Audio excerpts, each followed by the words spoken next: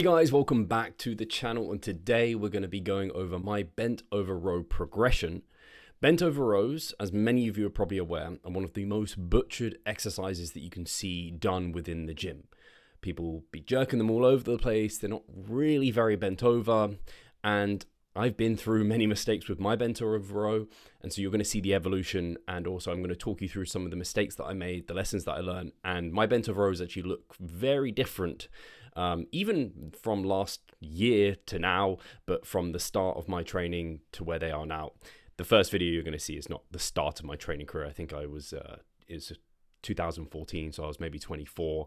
It's almost a decade on now, so I could name this a decade of progression of bent over row, but it's not quite exactly correct, but it's close. So I managed to take it from an area of where it was just like fatiguing the crap out of me. I didn't really feel like my back was doing anything, and that was for quite a while, to the point where now I can do a couple of sets of my bent over rows, get a really great stimulus across the entirety of my back, and for much less fatigue than I was experiencing previously through joints, connective tissue, and also just systemically. And that's going to allow me, and through sharing this with you, hopefully through your bent over rows, to gain more muscle. And that's what we're going to do today. I'm going to have my bent over rows kind of running in the background, so you're going to be able to see them there. These were actually pendlay rows, so I can give myself a little bit of grace, because pendlay rows are a little bit different to a bent over row, but I was doing them for the purpose of growing muscle. So it wasn't particularly a smart way of doing them. You can see I'm using a lot of momentum, introducing other muscle groups like very early within the set, not just as I fatigue. It's like right from the start. I had no mind muscle connection during this lift. Low local fatigue, so I didn't really know where this was hitting. It was just like hitting everything, including like just my cardiovascular system from jerking it around so much. And I was getting a ton of systemic fatigue in this. Now, as you'll see through these further videos over time, my technique got stricter, but I also still wasn't feeling like I was generating a huge amount of stimulus. One of those is because my range of motion actually, I guess, decreased from the first video to the one following. Where I wasn't touching the floor, I wasn't as horizontal as I could be, and I just generally wasn't getting as much range of motion across my entire back and introducing as many back musculature or involving as much of my back as possible, but also wasn't getting much of a stretch on my back at all. And as I progressed, you can see I would fail in the short position, and as we know, we're strongest in the lengthened, and that's also where the movement's easiest. So it makes sense to fail in the short, but you're kind of leaving a lot on the table to be desired there. And as I progressed, I started to introduce a little bit of drive and momentum as I fatigued, because I didn't want to fail short when I had so much to give in the lengthened position. And this is where you can tell my mind muscle connection improved, because I was like, hey, I can feel like I'm leaving gains here. My back still has more to give. So I would start introducing a little bit of momentum there and try and kind of convince myself that, hey, I'm evening out the resistance profile to my strength profile, and I'm getting more from this movement. And I did feel like I got better mind muscle connection, better local stimulus, better pump disruption within the back. And as I progressed, not only did I start introducing that, but I increased my range of motion. So I started to touch the floor. I started to use even a deficit that you'll be able to see back in COVID times, training from home. Let's hope that never happens again. And that just allowed me to get a better stretch across my whole back. I'd actually let my upper back stretch over. Not just let it kind of come to the ground, but I'd let my scapula fully protract and my upper back actually to stretch over, not letting my lower back come out of position. And I just work more back musculature and just get a better stretch there. So that improved the stimulus to fatigue trade-off there. And then in the final clip that you'll see here, I actually started to just remove the short position. As more data is coming out, we're gathering this. There's actually zero on the back musculature, by the way. It's quite hard to study, to be honest.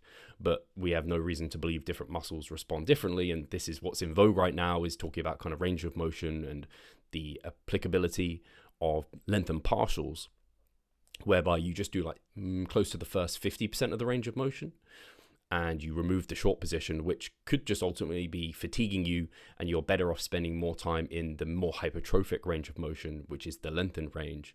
And you may not be missing out on anything, and you may be gaining something. I think at the point of me recording this, there's 4 studies comparing full ROM versus lengthened partials, and it's either been equal, which is found in 1, I believe, and the other 3 found that length and partials beat out full range of motion. So we have no study saying that full range of motion is actually better than length and partials. We do want more evidence. I don't think you can suddenly change all your training to length and partials. But if there's an area I've taken that most on board, it is with my back training, because I just found when I was doing full ROM, I would either fail in the short position if I was keeping it strict, or I would fail there, or I'd try and kind of quote unquote cheat the short position by using drive and momentum. So this isn't the only way you can introduce using some length and partials. You could let your full ROM drop off in that you maybe go touch to your stomach with the bent over row, and then you just like are an inch off, maybe 2 inches off, and your cutoff point is to your knee. Whereas I'm just like, hey, I'm just going to work to my knee every rep. Can we say one is better or superior to the other? No, we don't have enough to say that right now. But what I have found with using the length and partials is now I have no reason to introduce a jerk or momentum as I fatigue. I can spend more time in that length and range that's probably more hypertrophic. And ultimately, in terms of my own biofeedback, I'm getting better pumps, better local fatigue and disruption within that musculature. And I'm actually finding I need less total volume. Something I did find I haven't talked about in the past was when I was stricter with my bent over rows, I could get like 5 sets done. And by the end of those 5 sets, I'd still be like, my back doesn't feel like much happened. And ultimately, I just didn't drive much stimulus. And so I think that's a combination of the kind of poor resistance to strength profile matching, but also keeping so strict and not really having true intent and getting that muscle, the back musculature in general, close to failure. Whereas now with the length and partials in particular, I'm able to drive fatigue better towards the target musculature, get that muscle closer to failure, which is really important for hypertrophy. And so I'm only needing like a couple of sets to drive a really potent stimulus. So if I'm going to summarize, I would say what I learned is with your bent over rows, you don't want to just move weight A to B. You want to try and place the tension on the back and keep it there. And you don't want to be so strict to not have the proper intent, not take that muscle as close to failure as what is probably best for hypertrophy. And so that might be introducing some sort of length and partial, or letting your range drop off and not being as strict about that, or potentially using some drive, momentum, or a combination of those factors can be productive. You see bodybuilders have done that for a long, long time with their rowing, where they've used quite a lot of momentum and drive to get short. And essentially, you want to spend more time where the exercise is probably most stimulative, which is probably in that length and range. So making sure your range of motion is like large and under control, and not like being barely bent over or not touching the floor, or maybe even going as far as using deficit or small plates, as I am with the length and partials. It's basically a deficit because I'm using very small plates there. So that's kind of everything. I'd be really interested to hear your guys' thoughts around bent over rows, maybe how your technique is, whether or not I've given you any insights or tips into how you could get more out of your own back training, and specifically bent over rows. And all I want to leave you with here is, if you want to make sure you're getting the most out of your exercises, you're training really hard in the gym, but you're just not sure if you're doing what is right to maximize muscle growth, then something that we include within our online coaching at Revive Stronger, which is how we make our living. That is what our team do. We coach individuals one-on-one to maximize muscle gain and or drop fat or take to stage, photo shoot, all these various outcomes. And we look over form videos. This is super important if we're giving you a certain exercise, a certain amount of kind of reps and like volume sets, this sort of thing. It's really important that we know you're actually doing what we think you should be doing, because there's no point in us adding sets. Just like in that previous scenario, I just wasn't getting the most out of my bent over rows, so I was getting 5-6 sets easily.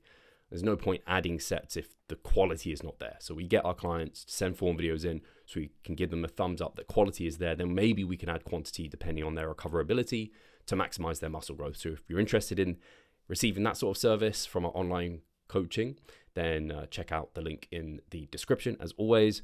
And guys, thank you so much for tuning in. Appreciate all your support, comments. If you haven't subscribed, subscribe. Definitely check out our podcast as well if you aren't already listening to that. And I guess I'll catch you in the next one. Take care.